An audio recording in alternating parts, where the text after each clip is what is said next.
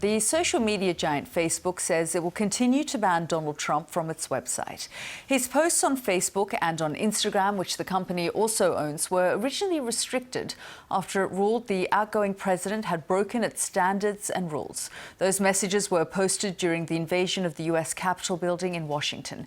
He appeared to sympathize with the attackers while continuing to insist that he had won a landslide victory in the presidential election. Now, in a statement, Facebook's Oversight board said it has upheld the decision on January the 7th, 2021, to restrict then President Donald Trump's access to posting content on his Facebook page and Instagram account. But it added that it was not appropriate for Facebook to impose indefinite suspension, and there will be a review of the decision carried out within 6 months. It's worth noting that Mr. Trump remains permanently banned from Twitter, and YouTube has said it will only reinstate his account once the threat of real-world violence is reduced. As for Mr. Trump, he's launched his own website with microblogs and some embedded video, and is encouraging his supporters to retweet or post them on the major social media sites to which he does not have access.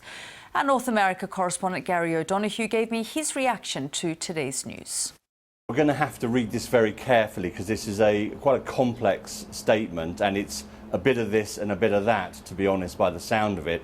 So they're suggesting that the original decision to suspend the account was justified, but an indefinite time, perhaps not. Now, normally, with something like that, Facebook would be required under their rules to reinstate things within 7 days, but it looks like the board is suggesting a much longer period of time. We'll have to see whether that is specifically in reference to Donald Trump's page, to his account, or to the more general question of political leaders and the carve-outs that Facebook has had up till now on newsworthiness and things like that. But this is a sort of middle course, if you like. It does seem at this stage to leave the door open potentially for Donald Trump returning to Facebook at some point. Now, as you say, it is quite a complex statement. I'm looking at it right now, and as you say, it's a little bit of this and a little bit of that. They say they're going to review the matter and report back in 6 months' time. No doubt a disappointment for Donald Trump, who used all of these platforms to speak to his supporters.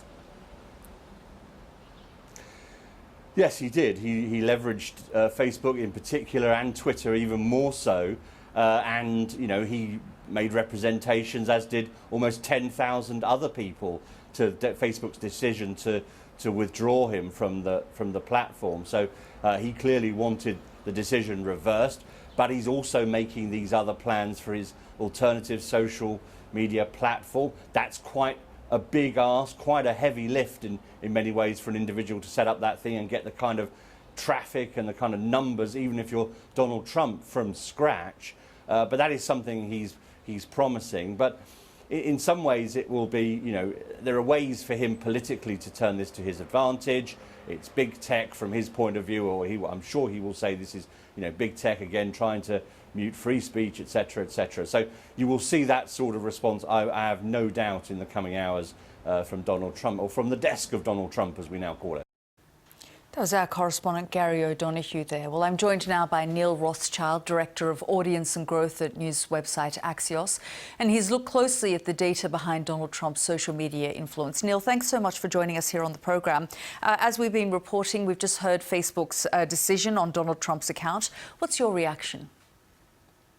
Well, it seems as though we don't know for sure what this might look like for the potential of a Donald Trump 2024 run.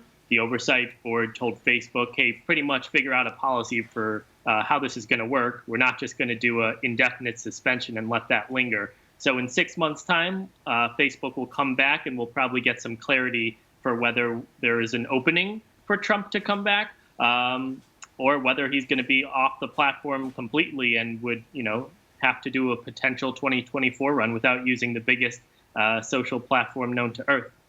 And not just known to Earth, but to Donald Trump. I mean, over the last 4 years, he really used social media to speak to his supporters and sometimes to make policy announcements. Can you tell us what impact it's had on his presence or lack of presence on social media, and the number of times, I suppose, users have talked about him? Sure. So if you look at, compared to January, what his numbers were when he was president, as kind of wound down his presidency. In the time between January and April, there's been a 91% drop in social media interactions in stories about him. Now, of course, certainly his no longer being the president has a lot to do with that, but so too is the fact that he doesn't have his social media accounts to kind of mainline his thoughts into the world. What he does have is sending out press releases and hoping that media will pick it up and kind of have that same effect that social media did. But as we can see from the numbers, that's not what's happening. And it's just interesting looking at this Facebook statement, Neil. It is quite a complex statement. But one of the things they've said is Facebook's Oversight Board says newsworthiness of a public figure's remarks should never take priority over urgent action to prevent harm. And that really gives you an indication of how they viewed this entire thing. Certainly, and it also opens up the door to what do they do with other world leaders who, may not, they're not Western. There's different standards for different countries for like how a leader might speak. And so does that mean they're going to hold similar world leaders, whether speaking about human rights or violence, to those same standards? So, within this 6-month period, this is still something that Facebook is going to have to figure out for itself. How do we deal with this type of speech? And he's, as we've been reporting, launched this website and blog. Do you think it'll have the same kind of impact? No. I mean, this is pretty much the press releases section of a website and trying to generate a lot of traffic to it and hoping that adding some social share buttons to those kind of tweets that he's unable to tweet are going to kind of begin to replicate the effect of social media.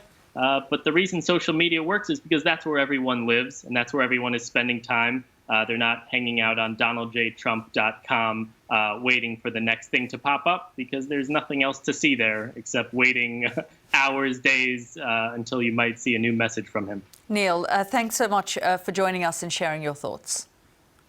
Thanks so much for having me.